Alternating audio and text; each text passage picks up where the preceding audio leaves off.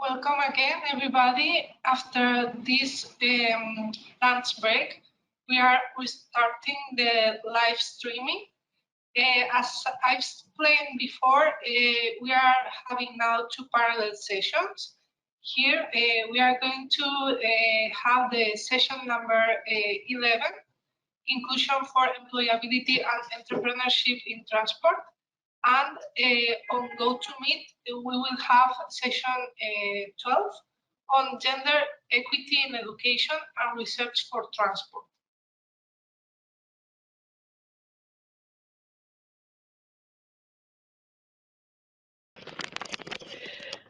Okay, I'll make a start. So welcome everybody to session 12. My word, we've had 12 sessions. Right, this one's on gender equity in education and research for transport. It's going to be 4 presentations. I'm making the first one, followed by my colleague, Kat Gutt from Coventry, and we're both been talking around gender and diversity in transport research. This will be followed by another colleague from TInnGO, Egle, who doesn't seem to be here at the moment, from Smart Continent, and then one from Natasha Sager from Smart Venice, talking about building capacity on how to integrate a gender dimension in the content of scientific research and innovation, the GE Academy project experience.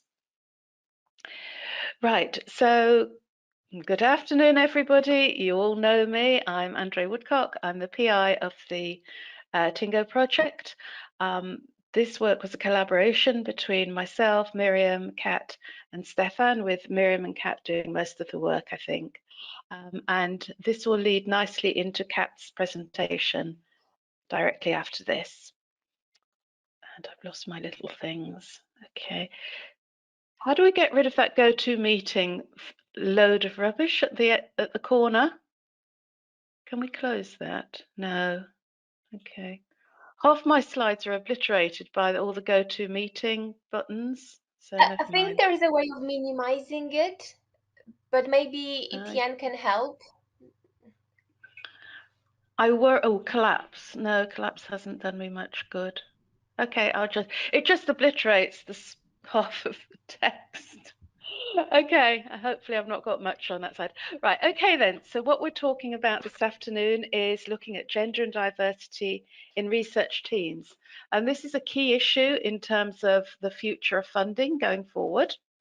What I'll talk about first of all is diversity in the higher educational institute sector in the UK, followed by some small bits of research that we conducted as part of the larger lit review in TInnGO and a survey that we conducted with PIs as well. We have published this work before, so it's a very brief overview of what we've been doing, and the focus is going to be on the recommendations towards the end of the project, towards the end of the presentation. So what is key to understand about this is my concept of my application of the idea of wicked problems.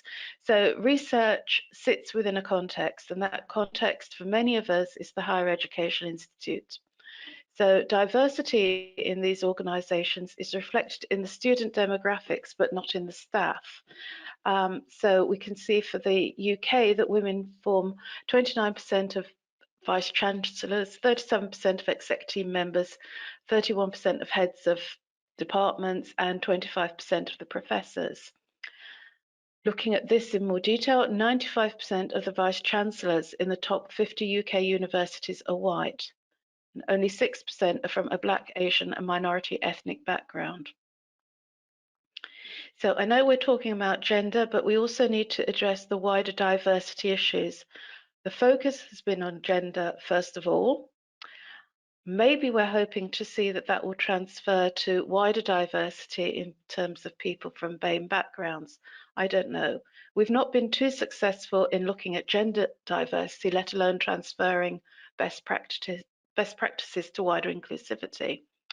Now, why is this important? It's because these people, these largely white middle-class males, are the ones who are controlling the culture, operation, and focus of our universities. So we found that a discriminatory culture is widely present and is also more heavily prevalent in male-dominated disciplines like transport.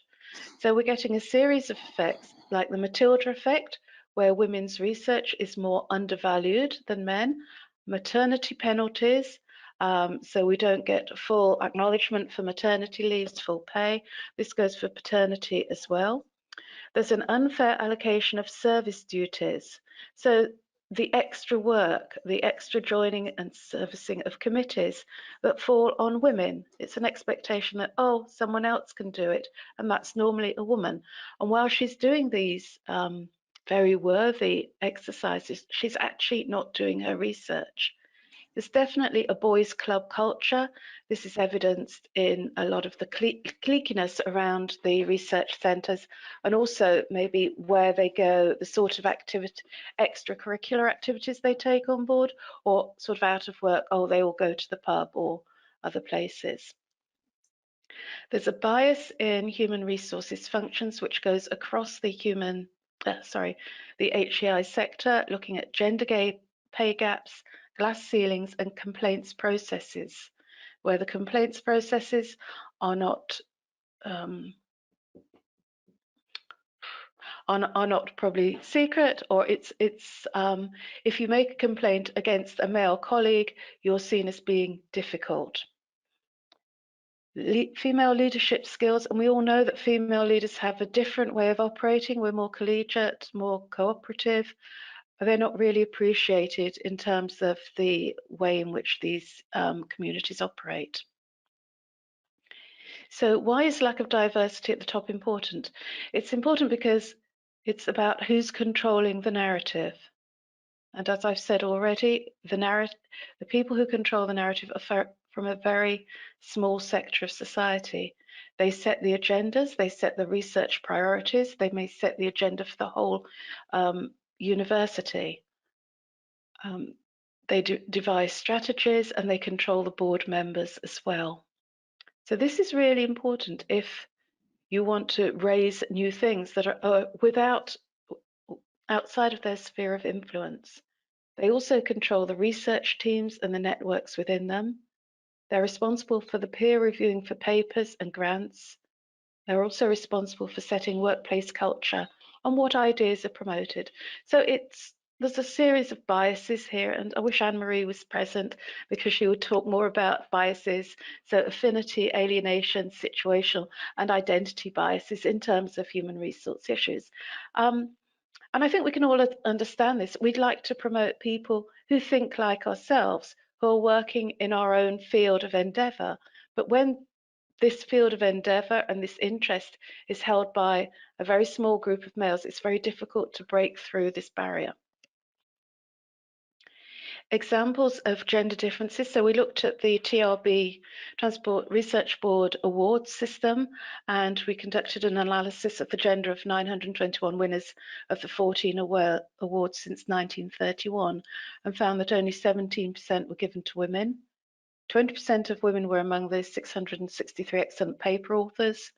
14% of women were among the 173 winners of a recognition of exceptional achievement and service awards, and only 4% of women were among the 85 winners of joint awards. So the transport sector is trying very hard to do something with diversity, and the TRB is actually really active in this, but even so, we can see this bias.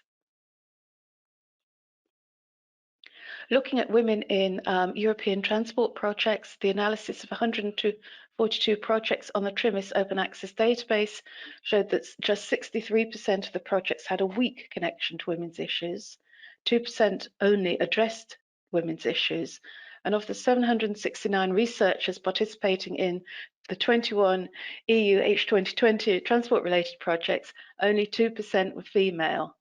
And of the 53% of the research with an educational background in engineering, only 19% of these were women.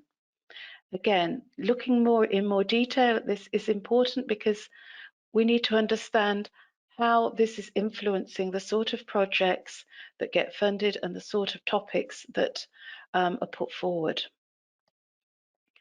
Looking at the TInnGO analysis of gender of project coordinators, which was conducted by Miriam, she found that 32% of these were led by a woman, and the women acting as a project coordinator ranged from 17% in innovation actions to 37% in research and innovation actions. And as I've said, this isn't just about who's getting the awards, it's about who's controlling what is being awarded. So understanding how gender and diversity shape proposals and the contribution of those of different genders to shaping and conducting the research would add substantially to the knowledge base about the role of women in research and innovation in transport. And some of this information is being collected. It's very difficult to find it, and Miriam did really well finding some of it.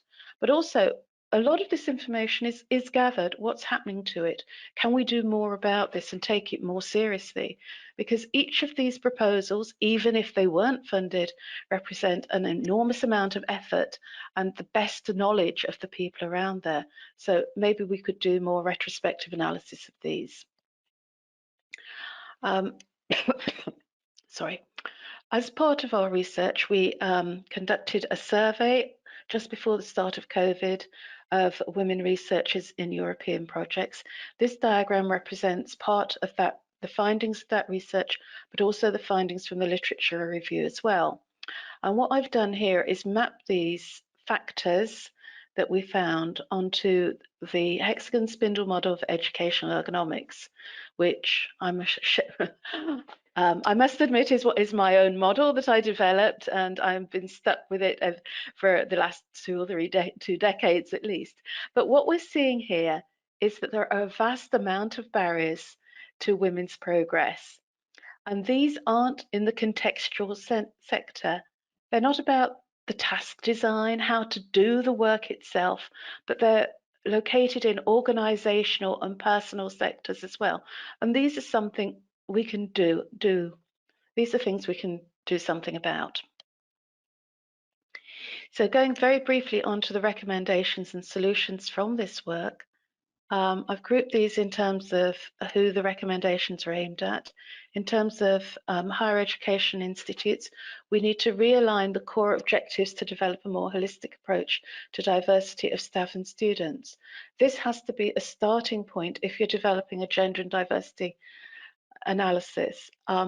Everything within a university is aligned to its core objectives. So getting gender and diversity as part of the core objectives of the institution is a good starting point, because they don't work on things that aren't aligned to the core objectives. Trying to convince them to perform a GADAP is useful, to find the metrics, to regularly update this and actually make it visible so we know what they're working on, what are the gender and diversity action plans, what are the key performance indicators, and where's the lack of diversity. And then they could start transferring best practices to create an environment more welcoming for females, eliminating the gender pay gap, understanding the female pipeline and progression, creating meaningful mentorship programs for women. There are mentorship programs, but these have been severely criticised. Reducing gender bias in recruitment, ensuring inclusivity of all events, and develop a non-prejudicial complaints procedure, and reduce disproportionate allocation of service duties. For the research centres which sit within this wider network, you need to provide training for research managers on how to manage diverse teams. These are really difficult things to manage, and if they're not managed well, the research is showing that people aren't satisfied and they don't perform to their best. But you need to create environments that end discrimination, harassment and gender bias. Put in place methods to reduce the motherhood penalty, actively promote and recognise the achievement of female staff, ensure all research projects generate, use and provide sex disaggregated data for analysis, conduct a capability audit on research staff regarding their familiarisation with data segregated analysis, and develop training material that promotes this.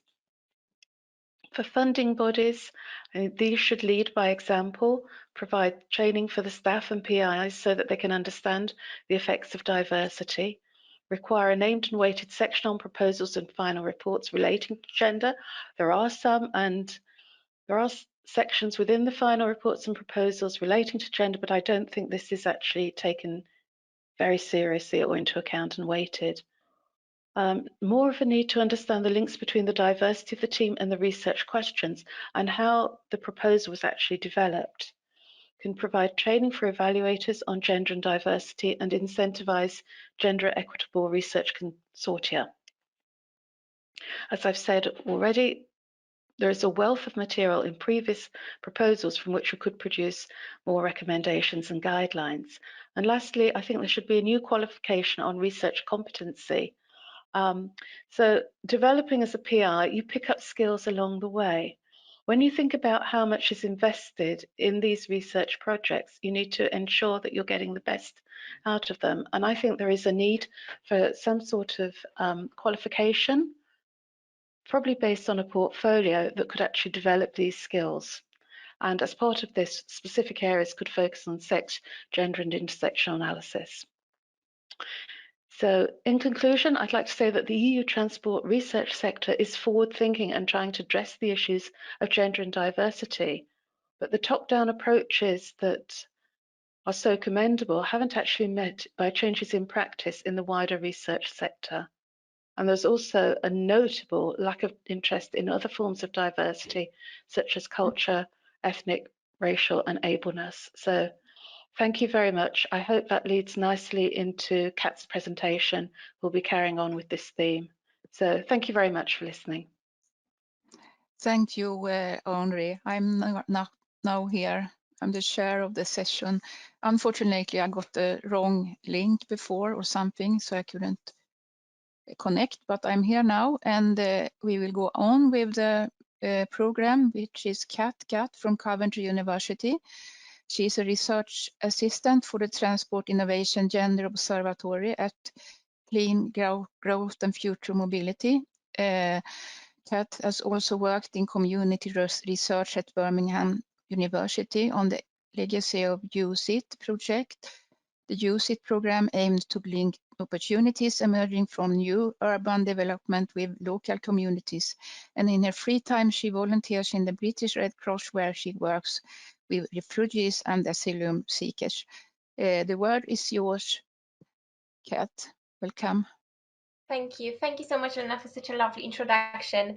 I cannot share my my screen. Etienne, can you allow me presenting? Can you make me a presenter? Thank you. I think this is a new portal. It's not the same as we used in the morning. I think it's slightly new, yes. Okay, can you see my screen? Yes, yes, Kat, I can, yeah. Fantastic. So I'm going to give you a brief presentation on experiences of gender and diversity in research teams working on transport-related projects funded by EU. And just brief introduction to what the study entailed. We try to explore the lived experiences of principal investigators working or having recent experiences of working on pan-European projects funded by the European Commission under Horizon 2020.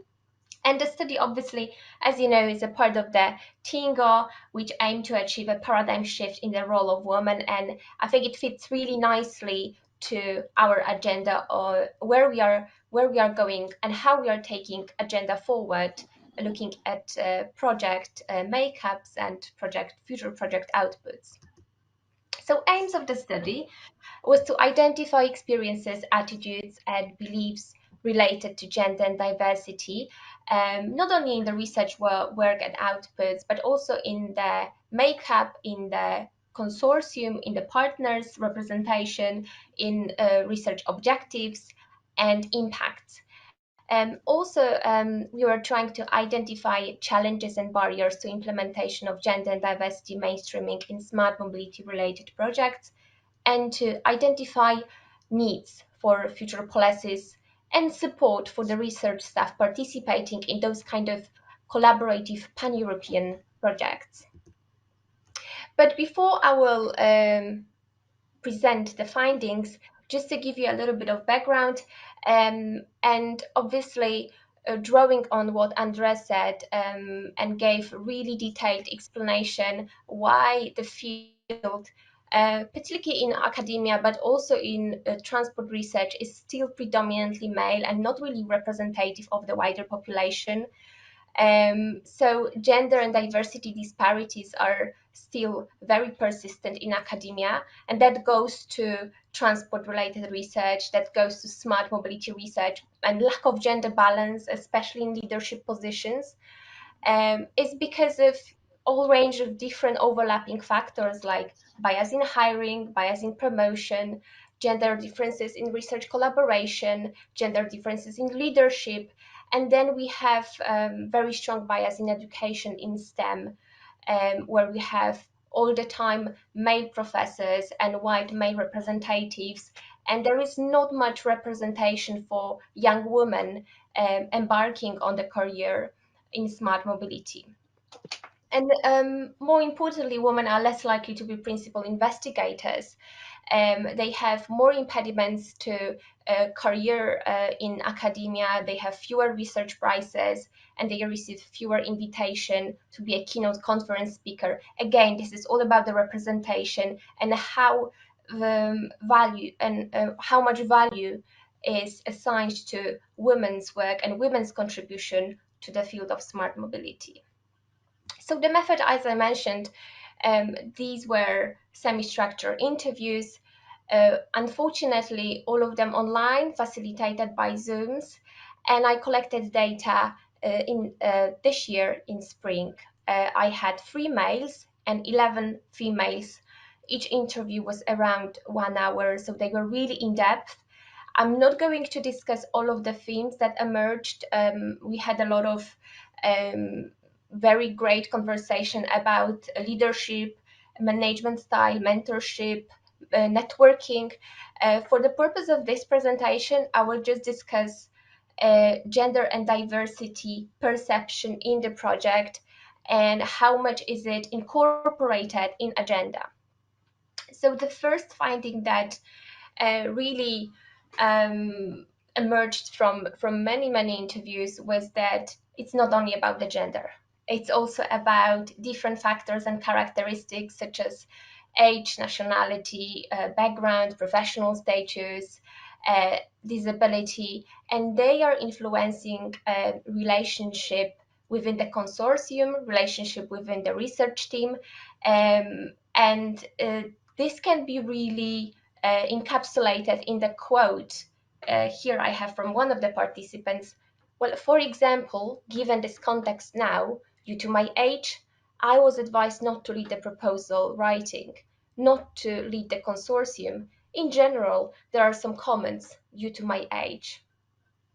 So it was always in combination with something. It was about gender and age. It was about gender and coming from the certain country.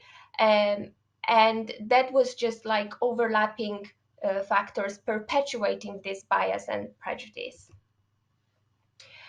Another finding was that gender and diversity in proposals is not really popular from the very beginning. And the reason is because the proposals are heavily influenced by the interests and expertise of people who are involved.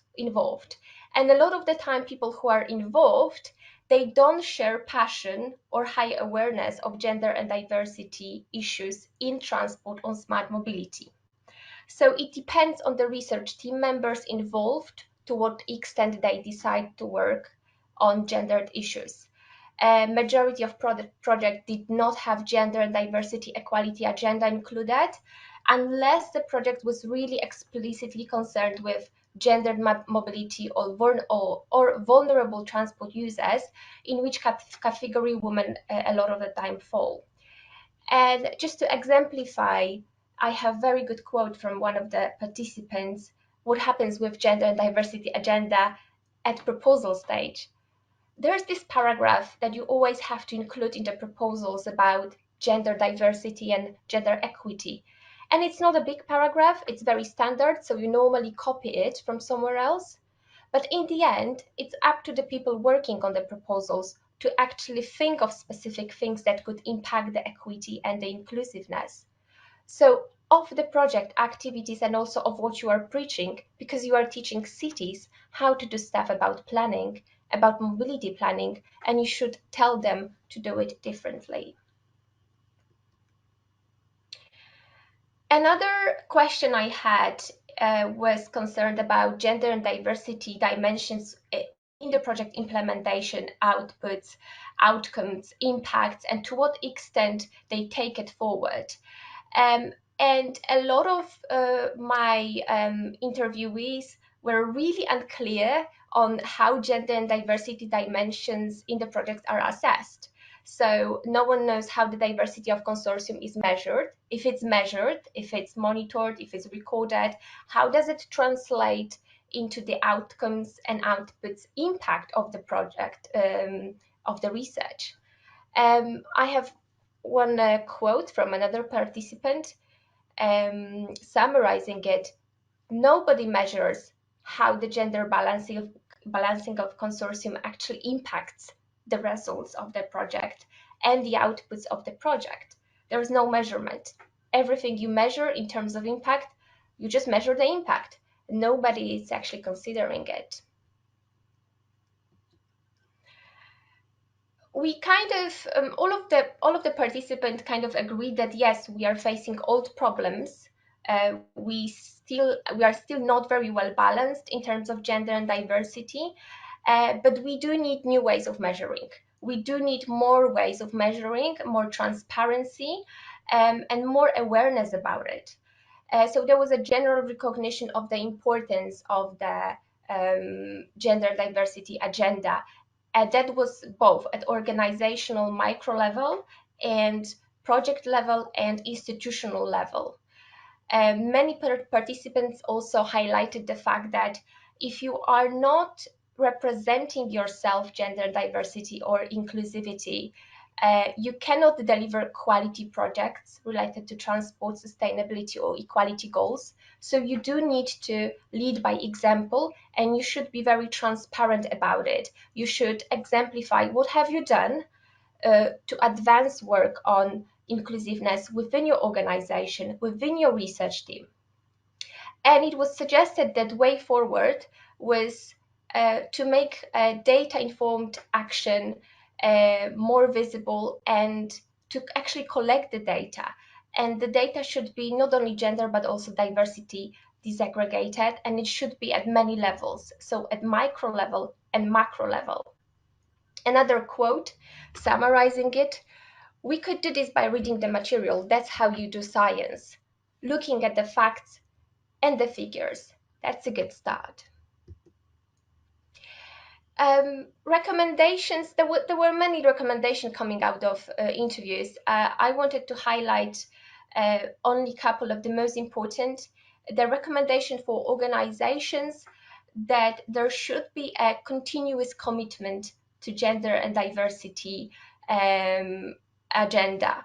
So we should definitely conduct regular data collection on demographics of employees, but it's not only about numbers. It's about monitoring career trajectories. It's about monitoring who's getting grants, who's applying, who's successful and who's not successful, who's getting enough support in terms of networking. Access to networking was very important as it came from interviews. Mentorship, formal or informal, and different career pathways and how they are impacted by different life changes, and like motherhood, like having family, or starting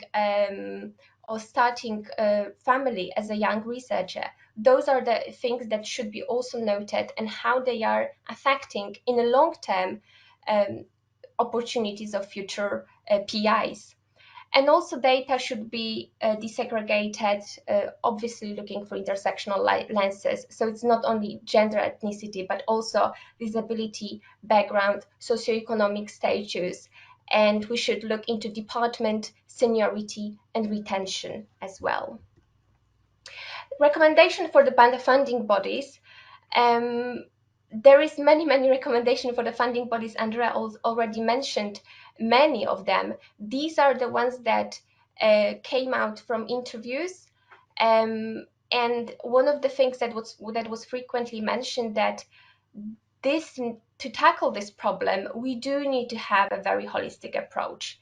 It's not only about disparities in academia, it's not only disparities in funding bodies and in research team makeup, it's about entire society. And those societal inequalities, they permeate into bias in education, in academia, in organizations, institutions, local authorities. Those inequalities, they permeate into the way we go around the cities. Then we have cities created by men and transport for men.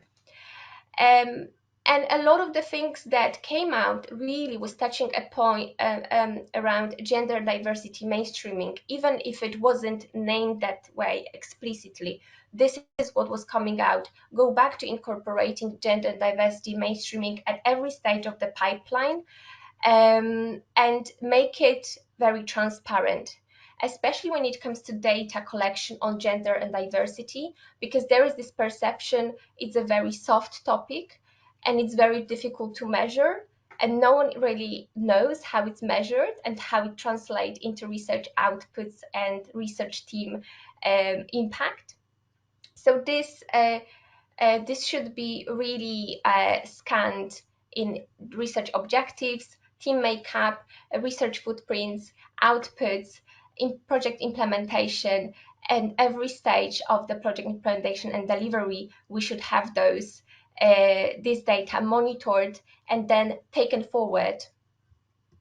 To visualize a recommendation, I created interlocking action, a gear of change, and just to show and illustrate how funding bodies should lead by example and should be guided by gender and diversity mainstreaming, and they can really initiate the bigger movement and the bigger action by encouraging more inclusive and more gender sensitive approach to transport and research as a whole.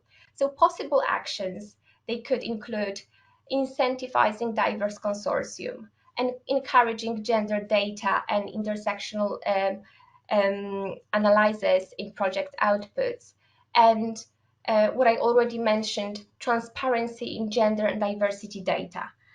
So measurements and impact assessments, specifically gender and diversity, from previous projects and proposals. And it was frequently mentioned that it's not only about successful proposals, because there is so much time and energy going into writing proposals that might not be at the end successful, but we can still use them and have like a retrospective analysis of that, so we can learn from them. And you can see probably on this visualization of recommendation how these are interlocking actions. So initiating one, each element is driven by tools and methods from gender and diversity mainstreaming, specifically gender data monitoring and implementing gender and diversity agenda into every stage of the project. Equitable research teams will produce more equitable research outputs, will have greater impact, and at the end, hopefully, maybe, we will contribute to more inclusive transport ecosystem. Thank you. That's all from me.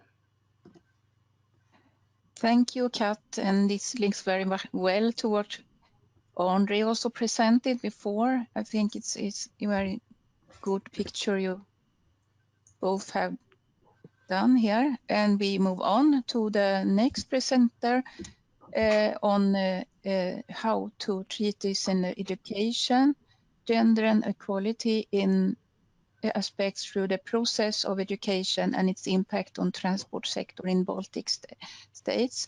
And it's Egle Kalasnikovaite from Smart Continent who will present this. She works as an analyst in the Smart Continent company based in Vilnius, Lithuania. Egle has a university degree in political science. She has been gaining practical experience in political and economic research since the beginning of the 2020 and specializes in the fields of social topics, education, gender issues, etc. Together with the colleagues and managers of the company, she has taken a part in generating different projects for companies of both public and private sectors. And in TInnGO Project, they have established a Baltic hub and analyzing the education and employment issues with an emphasis on smart transport and mobility. The word is yours, Egle. Thank you. Thank you. Can you hear me? Can you see my slide? Yes, we hear you and you see the slide. Great. So I will ask my colleague Eva to begin, and later on I will take her with the presentation. Hello, everyone. Can you hear me? Yes. Okay, so I will start first, then my colleague Egle. So today we will present you our research about gender issues in higher education and specifically in STEM-related studies. First of all, I will start about our hub. So during the TInnGO project, we are working in Baltic Hub. Egle, next slide, please. So we are working in a Baltic hub. So the main area of our research is Baltic region, consisted of 3 states, Estonia, Latvia, and Lithuania. And the main object of our hub is to contribute in gender and diversity equal employment opportunities in future transport system. And today we will present you only one part of our research. And today we will talk about understanding the reasons of why women rarely choose STEM-related studies. So as you see from the diagrams on the right, gender issues in employment and STEM education fields are really important in Baltic states. So we did a research. Next one. So we did our research in Baltic states, and our research was based on literature review and interviews.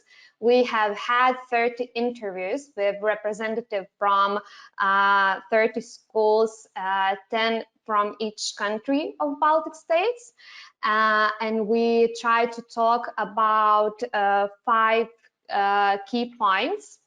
So first was age and purpose of students when we usually start looking for career consultations.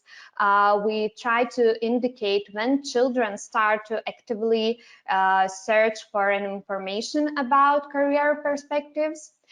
When we asked about frequently asked questions and type of information to understand what questions are key and what answers usually looking for. When we talk about the main factors that encourage to choose STEM studies and aspects that could discourage to choose STEM-related studies, and also about the main criteria on deciding. And finally, we a lot talk about stereotypes, because as we see from our literature research, it is really an important factor that usually discourage to choose STEM-related studies, especially for women. So after the interviews, we have prepared some material that could be used for career consultants to help children to choose studies without any barriers and any barriers. So please, Egle, could you a little bit present what we found? Yes, thank you, Eva. So I will continue with some data. So during our research, we were interested in different aspects of how and when students start being seriously invested in finding their career path. And according to the data we have gathered, the answers were partly fluctuating. However, it is evident that 15 years is an age when students start to look for career counseling activities and services. This could be related to the aspects of choosing subjects in schools. It means that while being 15, 16 years old, students are usually obliged to focus on certain fields that they potentially go in deeper and even could take an exam later on. Hence, students at the same time are obliged to even narrow their spectrum for career choices early in their high school years. This aspect is so important as the students of that age could be extremely affected by external factors. I will talk about them later on in the presentation. Another interesting aspect, we have found that students are more interested in consultations regarding their future career path in general than specific topics. It means like more of a career path, possible career choices for them than a certain institution or a study program. This prompts an impression that despite the burden to choose one career path, students are not sure of what they want or what is best for them, at least at the time they are making the decision.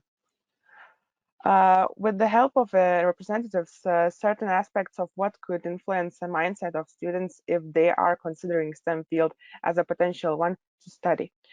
First of all, representatives of all three countries agreed on the most influential aspect to choose for a field: how a student is interested and how he is performing in exact sciences. So how good is he at that?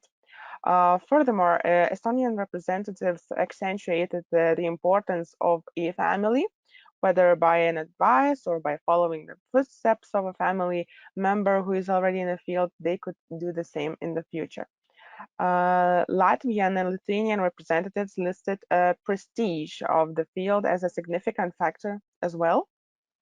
And lastly, only Lithuanian representatives put quick and easy employability as a relatively important aspect in their eyes.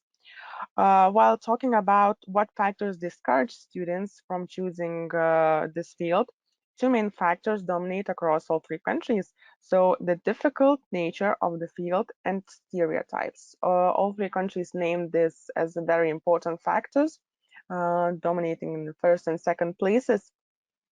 Interestingly, Lithuania mentioned the prestige of the field both as a motivating factor and this discouraging factor of STEM.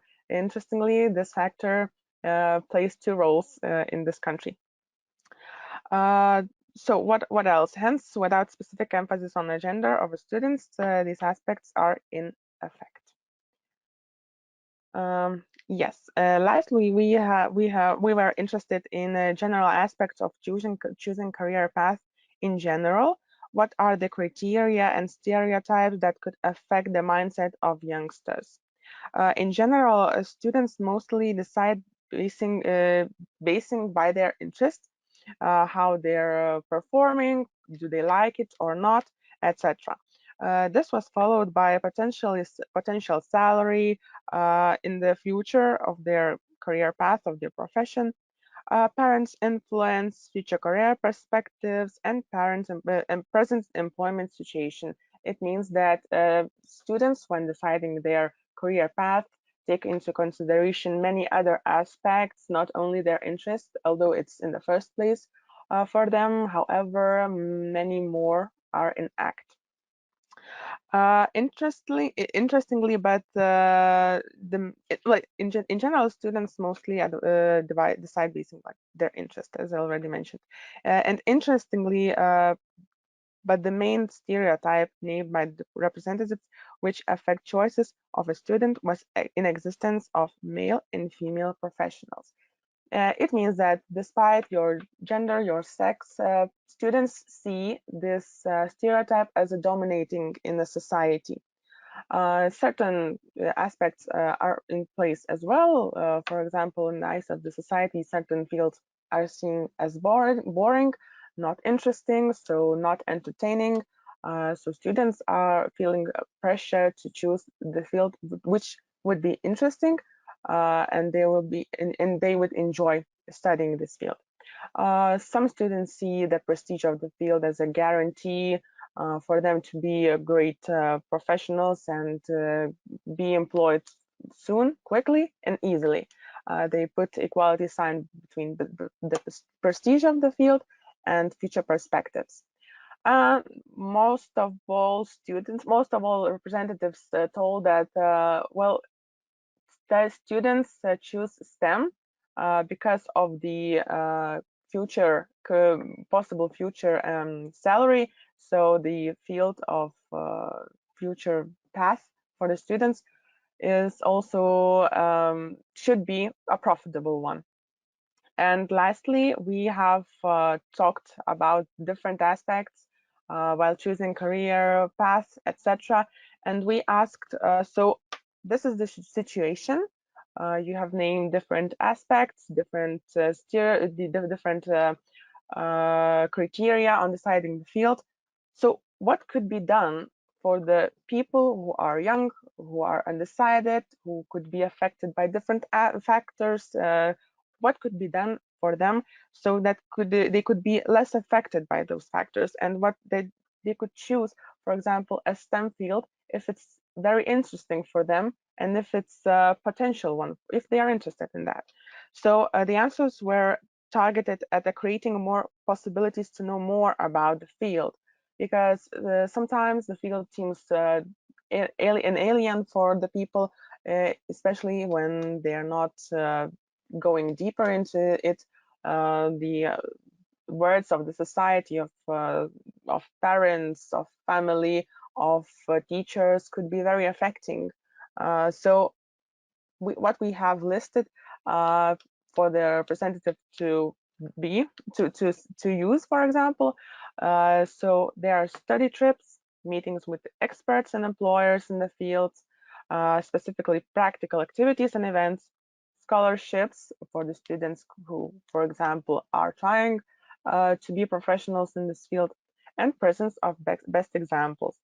So these are the things that representatives were naming that could encourage students not to be afraid to fight the stereotypes, not to be afraid to, for example, not to use the advice of the family, or not to follow the footsteps of the family members. We should bear in mind that the mind of the youngsters are very sensitive, and they are being affected by such, for example, an important factors in the eyes of adult person. So these are the things we have gathered. I hope you enjoyed our presentation. So I guess I will end up here. Thank you. Thank you very much. We move on at once here because we need to finish the 1:15. So next presentation is about building capacities on how to integrate a gender dimension in the context of scientific research and innovation, and the Gender Equality Academy project experience. And it's Natasha Siga from Venice, Smart Venice, who will present. She holds a master degree in local development in the University of Padua, Italy. And during her studies, she spent 6 months in the Radboud University of Nijmegen in Netherlands, where she deepened her knowledge on gender studies, and other 5 months in Croatia as an intern among the NGO specialized in projects on sustainable tourism and local development. And she is a part of the Smart Venice team since 2019 as a project manager of different Horizon 2020 projects. She has been involved in the Gender Equality Academy project since its beginning, covering different roles from the design of the e-learning component of the project to the monitoring and evaluation of the entire capacity building program. The floor is yours, Natasha. So, and try to keep time so we can finish in time. Sure. Thank you. Thank you so much. Can you hear me and can you see my screen? Yes, I hear you and we see your screen. Perfect. Thank you so much for your kind introduction, and thank you for organizing this super interesting event. I hope you will enjoy my presentation as well as I have enjoyed the previous one from my colleagues. So my name is Natasha Sega, and I'm part of the Smart Venice team, who is a partner of the Gender Equality Academy project. My presentation today will give a short overview of the Gender Equality Academy project experience on how to integrate the gender dimension in the content of scientific research and innovation. Just trying to. Okay. Just to give you a few words about the project. So the Gender Equality Academy is an Horizon 2020 project which has developed and implemented high-quality capacity building program on gender equality in research and innovation and academia. It was built on the knowledge and on a highly experienced consortium, of which you can see the logo at the bottom of this slide. But also on the knowledge and expertise generated from the previous EU-funded projects and programs on institutional and structural change. Just to mention, I would like also to thank my colleague Maria San Giuliano, who helped me with this presentation, and also with whom I have collaborated along the project. So the Gender Equality Academy was designed with keeping in mind the fact that there are different challenges in the gender equality field, especially in academia, because there are many gender equality projects, and there is a great gain experience in this field, but there are still some challenges to be tackled. For instance, there is still a large difference of the gender expertise in performing organization in different countries in Europe, and still a small proportion of research and practitioners that are expert in the methodology and the content of the gender equality. So keeping these challenges in mind, we decided to inspire our the whole capacity building program by literature on the feminist pedagogies, adapted then to an institutional and organizational work. These perfective principles that are reported in this slide that you can see transpose this well-known orientation toward transformative, non-hierarchical, and experience-based learning. That is the core of the feminist pedagogies. Therefore, our goal is to sustain our participants in becoming change agents in their organization, in their working spaces, and therefore collectively then promote the gender plus equality in their own institution. So starting from this principle of the feminist pedagogies, we design what we have called our quality standard booklet. This was based on from our partners on a huge work on a literature review, consulting 28 relevant sources coming from, for instance, UN and UN Women reports, the Egle work, but also coming from documentation and publication from the relevant EU-funded project as the TInnGO Project, the Opera Project, and so on. From this first work, we identify an initial set of 179 standards that were reduced to 40 after 2 rounds of consultation with partners and international experts. Additional to these standards, there are 19 criteria were identified for defining a qualified trainer profile. The Gender Equality Academy Quality Standard Booklet is now under revision. and it will incorporate all the lessons learned that were collected along the last 3 years. But what has been the Gender Equality Academy rollout in practice? So we experienced and experimented different formats, as you can see. We started by differentiating face-to-face and online training. Then, due to COVID-19, we had to translate all the formats in an online setting. So we had 28 online training that are long session that are very highly participative. They can go from a half-day session up to a 3 days, a session divided in 3 days. Then we had 15 workshops that are usually shorter than the online training and more participatory. We also experimented virtual roundtable.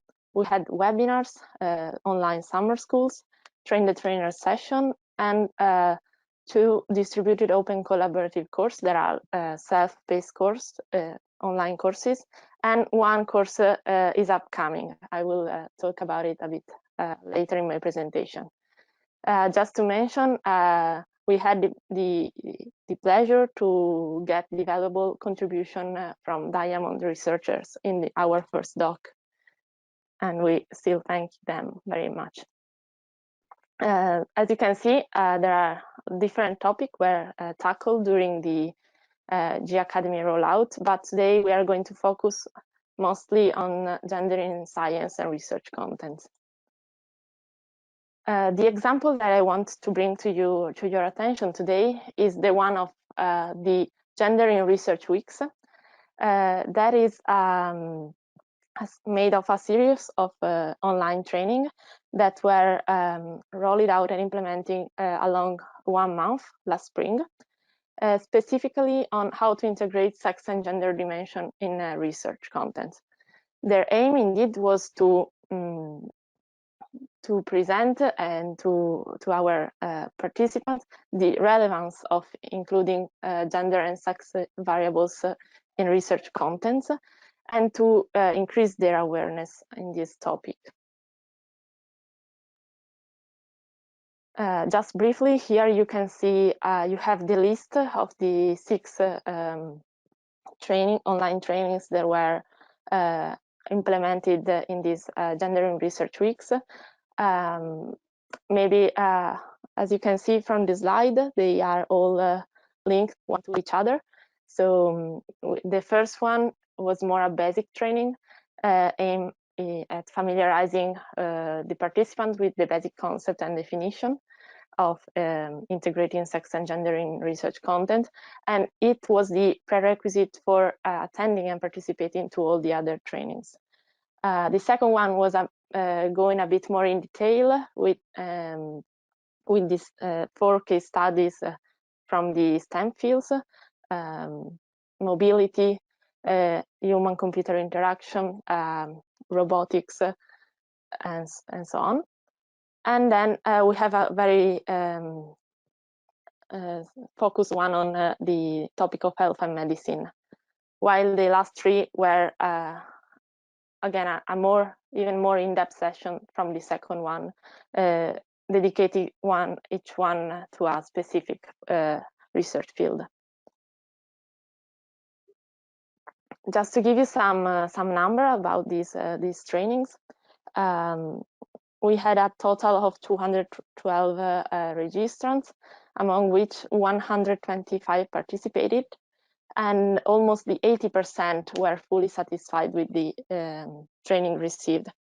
Although these are very are good results, we believe that this area is where gender equality work is more needed, because there is still limited awareness even in the training demand from research performing organization, and the topic is being often confused with gender balance in research teams, which is, of course, a different topic.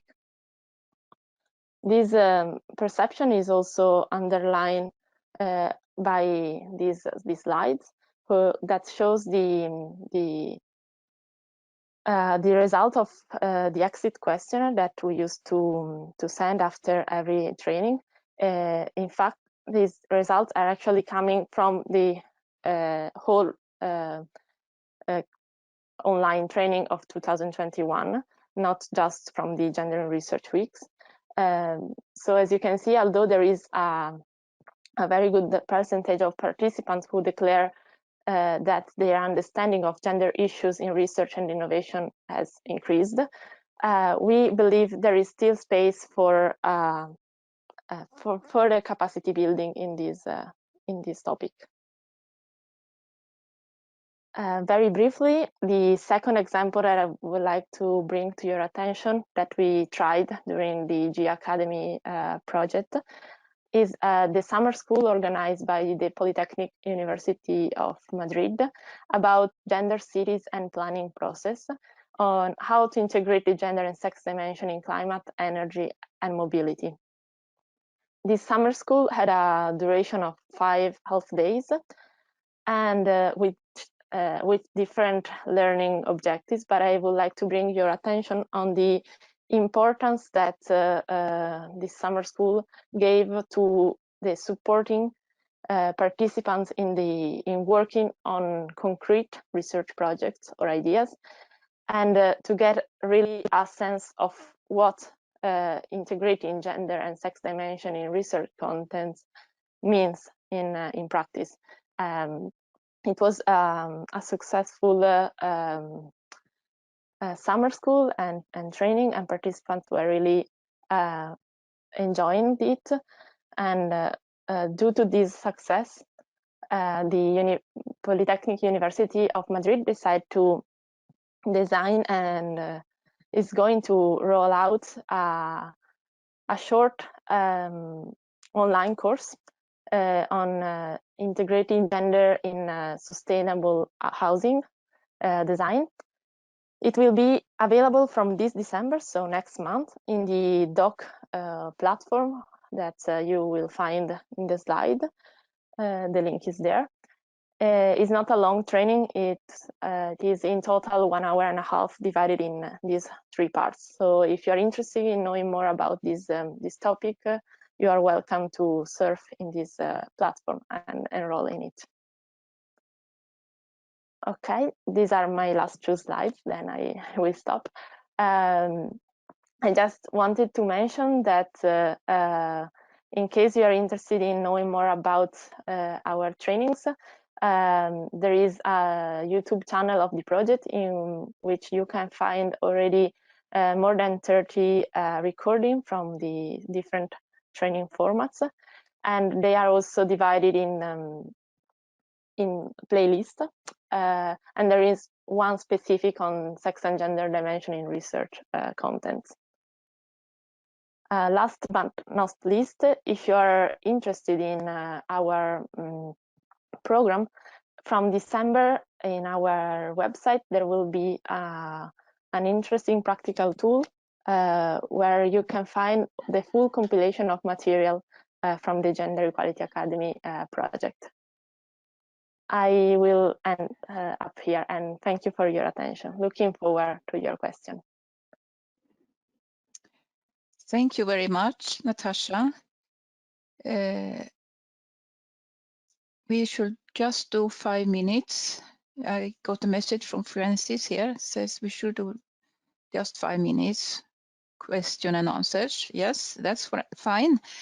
I can't see any questions, but I have one question for Natasha, and also for your other course. But what I've thought about when you said you had these summer courses and training, I just wonder who are the attending, who are the participants on the courses?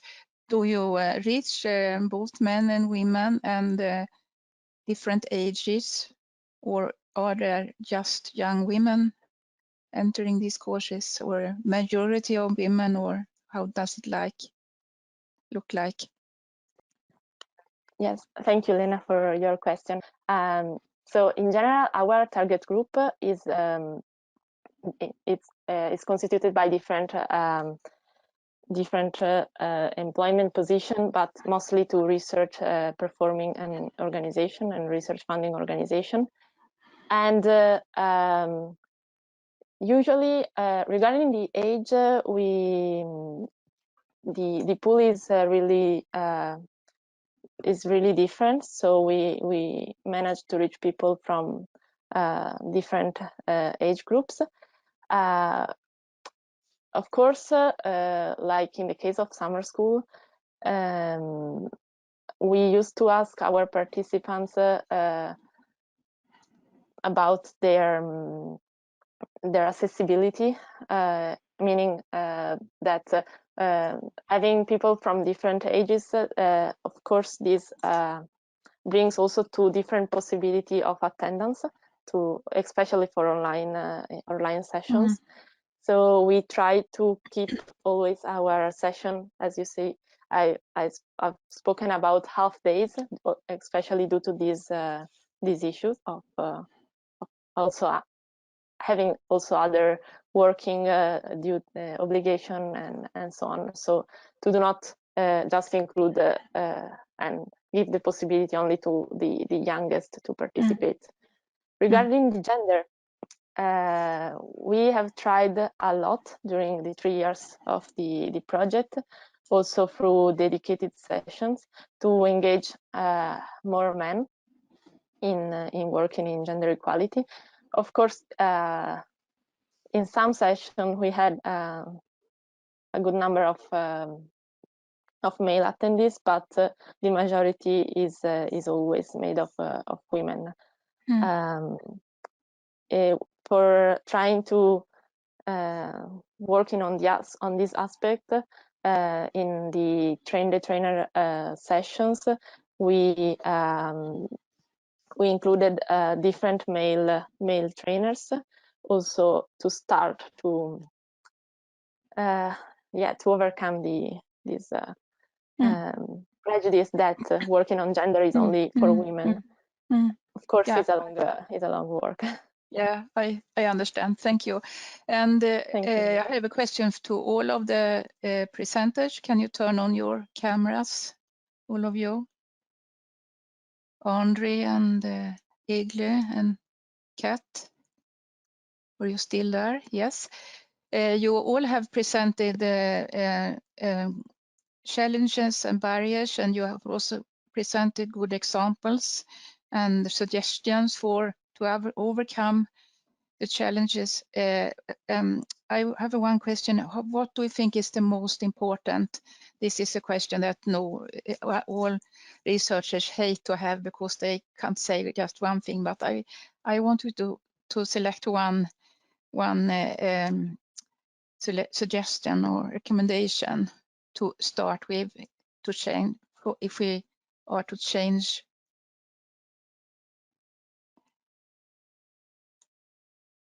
I can try to answer very, very briefly.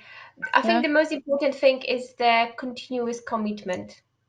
It's not like gender diversity balance is something like one-off task. Okay, we went to the academy, we did the training, we had this GADA last year, and we are done now. This is about continuous long-term work, and I think this is the most important thing, and probably the most challenging thing. It's the task that's not going. It's never done. It's never done. It's never enough. Yeah. So that's all from me.